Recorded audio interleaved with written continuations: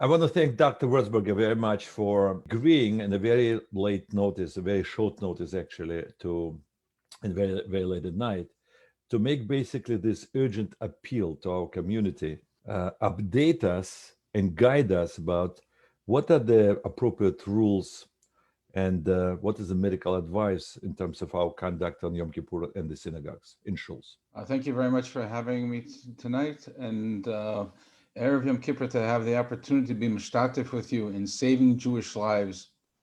And as you say, saving one Jewish life, that's the entire world, is for one Jewish life. And through this broadcast and through this everything that you do, to be able to be marbitz Torah and good health and safe, and everybody should have a Gemar Chasima Tova by behaving in a way that will proactively create a beautiful davening environment. The basic guidelines for this is very simple. We have a disease that is very contagious, and we want to keep people from giving it to other people. Briefly, to go through the history, we know what happened in Purim and then what happened on Pesach. And the sirens and Hatzalah and everything is everybody who's parent to everybody. We all know it. Unfortunately, the Levias that nobody could attend, that was clear to everybody. And then HaKadosh Baruch Hu sent a Shaliach. The Shaliach was not a doctor. The Shaliach was the governor. This is not a political statement. It's a fact just by observation. And he shut us down. He put us all in our place. Some people did it more, some people did less. In the entire New York State, the numbers went down. And by May, June, we were sitting with no cases. The only thing that happened was that we all were staying distance from each other at however level we could. There's no other answer. There is no other explanation for how the cases stopped. And it went so low that over the summer, there were no cases, Baruch Hashem, less than 1%. And then towards the end of the summer right now, the cases are coming back, and they're coming back in a vengeance. They're coming back real. People are sick. People are in the hospital. People in every Jewish neighborhood. There are people sick that we're dealing with, or every doctor is dealing with. And there's people who are sick that we're watching their oxygen. We're watching their temperatures. And there's people being taken to hospitals, whether it's in New York City or in Brooklyn or in the five towns. And there are people who are on respirators, and it is getting worse. We can do a lot right now to stop where we're going, and we can also have a wonderful, good davening Yom Kippur. The simple, unanimous, basic rules, which I am saying over in the name of infectious disease doctors, in the name of the critical care pulmonary doctors who have taught me when I was an intern, when I had dark hair, and a long time ago. And these are people I trust with my life and with my life of my patients and the life of my family over the years. The hadracha for Yom Kippur, for any davening venue, is number one, if somebody feels in any way sick, this disease is a chameleon, which means that it shows up as a headache. It shows up as strep throat. You think it's strep throat. It shows up, oh, this is my usual sinus that I get this time of year. It shows as a chest pain. It shows as a shortness of breath. It shows as an upset stomach with diarrhea. It shows as a pain. It shows as insomnia and nervousness and anxiety. It can come in any of these forms. It comes, as we know, with the smell. People lose the sense of smell, sense of taste. It comes looking like things that you've had before, like this is a really bad migraine, but it's my usual migraine. So the simple rule is, and this is the must rule, this is not a maybe rule, a must rule.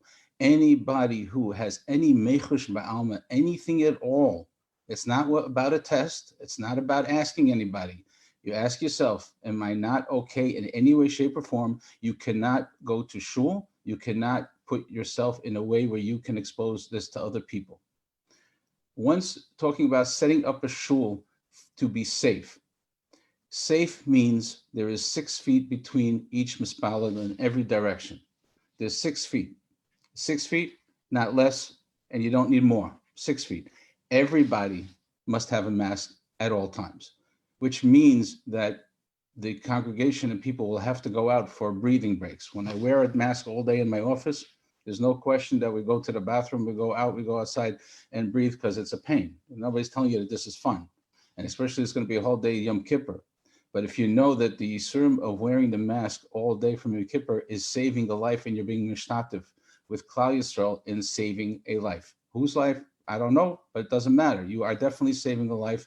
And to not cover your nose and your mouth with the mask, you are putting another Jew at risk. And I will give you two. Let me just finish with the shul. The shul, if you have air conditioning, then it would be nice if you had fresh air conditioning. And then you're good. You keep the windows closed, everything's fine.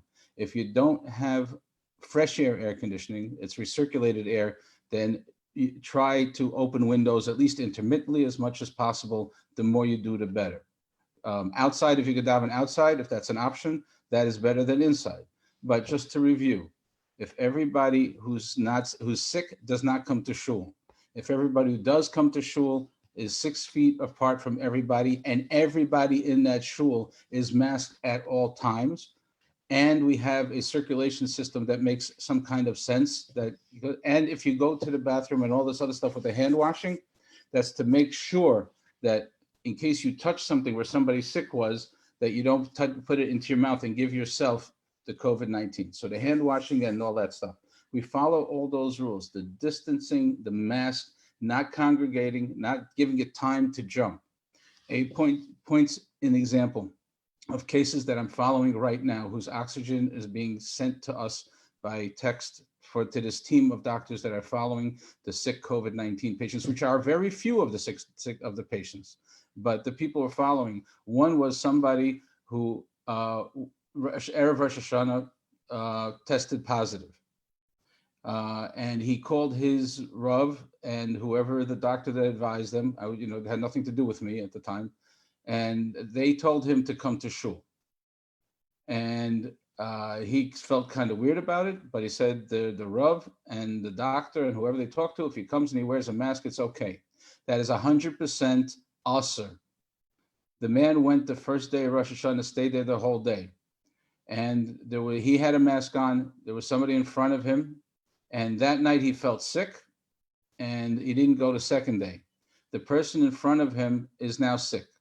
That is straight from the patient himself telling me what happened, that he's beside himself, that he caused another Jew to be sick, even though he was, was asking and whatever, and he had smarts at least not to go back the second day. That's what happened. The other person was somebody who was being very, very careful all along. And he was talking to somebody and he was wearing a mask. The other person was not wearing a mask. They were within 6 feet. They spoke for 15 minutes. He's sick now and he's being followed also. We sent a pregnant woman to, just so you should know that it's all not just young people, old people, it's a lot of nonsense. A woman who's about 30 weeks pregnant on 2 days ago, we sent to the hospital. She couldn't breathe, a fever 101. Her heart rate was 120 and her oxygen was falling rapidly. And she's in Methodist Hospital, needs a refuah shlema. There are many sick people. The numbers are only increasing. So just to recap and just to say it over again, Yom Kippur, we can go to shul. Please go to shul or find a outside venue that's safe. Safe means that we are 6 feet apart. We are masked at all times. The air conditioning is either fresh air, or if it's recirculated air, you have to work out the windows and open and close, open them to bring in air. If we can do that, you can daven and you could know you're doing the right thing. There is no reason not to go, but the opposite. If anything that can't be met, if you don't have distance, if you don't have a mask, or some people will wear a mask, some people won't mask, I'm telling you as a doctor that it is asur to be in that place. On Yom Kippur, that's paskening in front of my host over here, but on Yom Kippur, when they ask about who can eat and who shouldn't eat, and they have a Jew that there's a question, and you have the biggest guddle of the doctors sitting there, and he says he thinks the guy can fast. And I'm sitting there as an internist, a generalist, I'm not a specialist, but I say that person should not fast. You listen to me. The halacha is you listen to me, not because of my ego, but because I'm scared. I'm very, very scared. And I'm scared that people will not do the right thing. So I'm telling you straight up, there are sick people. It's real. They're as sick as before. And we're unfortunately in the end of February, March phase, or March phase, whatever you want to call, and it looks like we're going the wrong way. It is in our hands. It is in our hands to do what Hashem wants us to do. Hashem wants us distant. Hashem wants us masked. Hashem wants circulation in the room.